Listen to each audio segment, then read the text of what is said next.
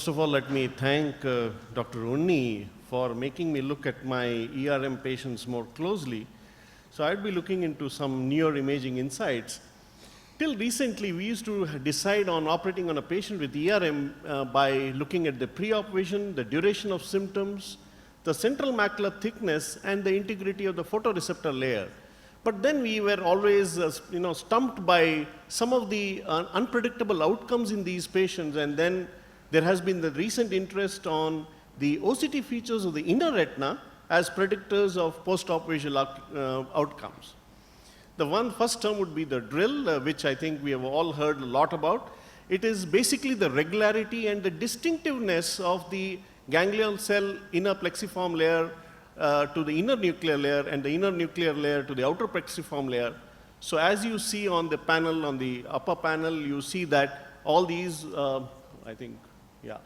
So you would see that the red line and the blue line would tell us that these are fairly well made out and they are regular. So there is no drill in this patient. The lower panel, in contrast, does show some irregularity, but you would see it's being an irregular, but it is, you can make out the borders of them. So this would be as a mild drill. So in a study, they have graded drill based on the, it's graded 0 and 1 based on whether it is distinguishable or indistinguishable and whether they are regular or irregular in both these layers, and that brings about a score. So if it is 0, it would be no drill. If it is 1 to 3, it would be mild drill, and if it is 4, it is severe drill.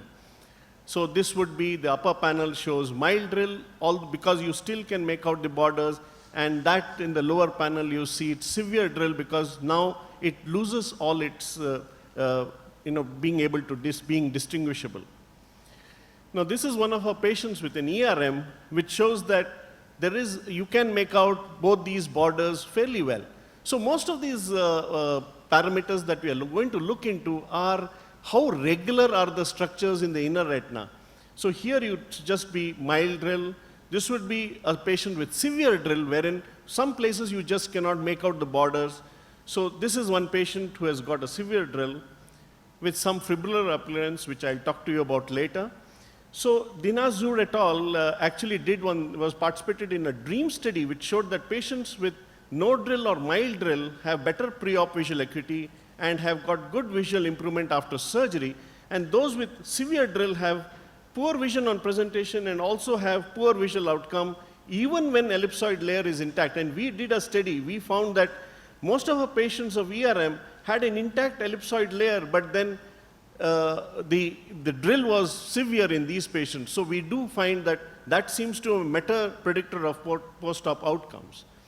Now there's another way of looking at it when you call it as inner retinal irregularity index, wherein you look at the length of the IPL and over the length of the RPE. So the normal length is, ratio is about 1.035. So if it's greater than that, then you would say that there is a greater irregularity of the inner retina. So that would also go, instead of using the term of drill, you can always use this. Then there is the ectopic foveal inner layers, EFIL, in which you see that there is that, you see the upper border of the outer nuclear layer you take as the ectopic fovea. So here one can look at it that the upper panel shows that the fovea is intact. Now the dark star, the black star is what will tell you that the fovea is now ectopic.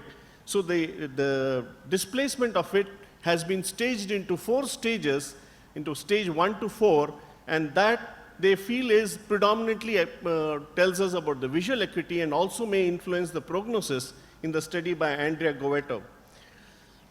So this is a patient who has both severe drill and EFIL. So this patient would have a poor visual outcome on ERM surgery. Now there's another way that you can look at it is the parallelism. How parallel are these layers in the retina?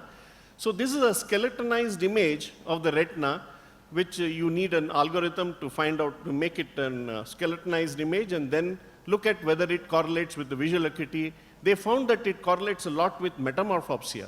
So it loses its parallelism, then patients do experience metamorphopsia. This is one of our patients in which one can see a normal patient will show a very parallel, all the layers are being parallel. This is also a patient which has all the layers being parallel. So here it's not lost it, although the ERM has not produced so much of distortion. Then there's the last concept is that of retinal adherence and fibrillary changes. These fibrillary changes are likely glial and have a strong additional forces between ERM and the retinal surface. And this has a greater surgical difficulty. And I'll show you, this is their OCT which they came. This is a paper actually which Jay was also a co-author, which shows these fibrillary changes in this area. And this is one of our patients in which I operated, and one can see that ERM has a lot of fibrillary changes on either side. And when I did surgery, one can make out that you have to use a lot more force in trying to peel such a membrane. And this actually brings about, you have a feeling as if a part of the retina seems to come out. The adhesion tends to be very strong in that area. So in conclusion, the assessment of the inner retinal layers has improved our ability to prognosticate outcomes in ERM surgery, which all the while we were not having a good way to measure them. Thank you.